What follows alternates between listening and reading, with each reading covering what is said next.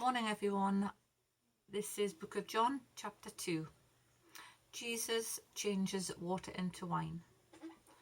On the third day a wedding took place at Cana in Galilee. Jesus' mother was there, and Jesus and his disciples had also been invited to the wedding.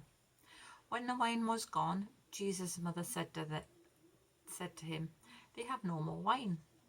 "Woman, why do you involve me?" Jesus replied. "My hour has not yet come." His mother said to the servants, "Do whatever he tells you." Nearby stood 6 stone water jars, the kind used by the Jews for ceremonial washing, each holding 20 to 30 gallons. Jesus said to the servants, "Fill the jars with water." So they filled them to the brim. Then he told them, "Now draw some out and take it to the master of the banquet." They did so. And the master of the banquet tasted the water that had been turned into wine.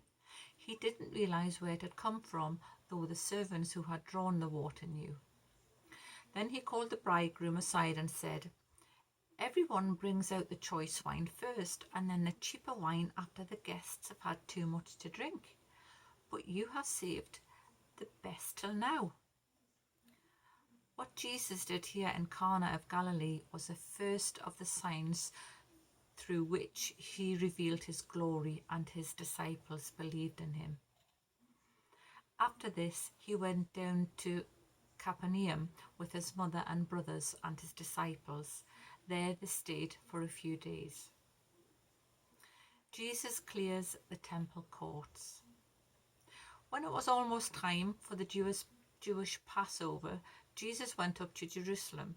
In the temple courts he found people selling cattle, sheep and doves, and others sitting at the table exchanging money. So he made a whip out of cord and drove all from the temple courts, both sheep and cattle. He scattered the coins of the money changers and overturned their tables. To those who sold doves he said, "Get these out of here. Stop turning my Father's house into a market." His disciples remembered that it is written, "Zeal for your house will consume me." The Jews then responded to him, "What sign can you show us to prove your authority to do all of this?" Jesus answered them, "Destroy this temple, and I will raise it again in 3 days." They replied, "It has taken 46 years to build this temple, and you're going to raise it in 3 days?" But the temple he had spoken of was his body. After he was raised from the dead, his disciples recalled what he had said. They then believed the scripture and the words that Jesus had spoken. Now, while he was in Jerusalem at the Passover festival, many people saw the signs he was performing and believed in his name. But Jesus would not entrust himself to them, for he knew all people. He did not need any testimony about mankind, for he knew what was in each person.